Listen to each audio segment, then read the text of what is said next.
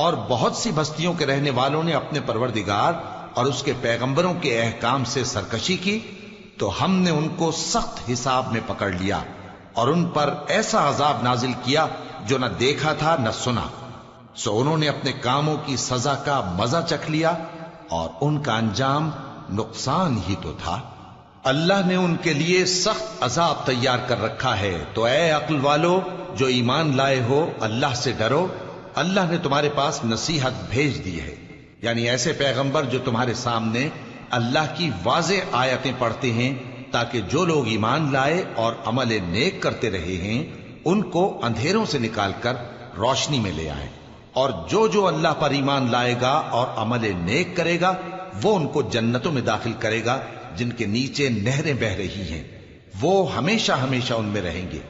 اللہ نے ان کے لیے کیا خوب رزق رکھا ہے۔ اللہ ہی تو ہے جس نے 7 آسمان پیدا کیے اور ویسی ہی زمینیں بھی،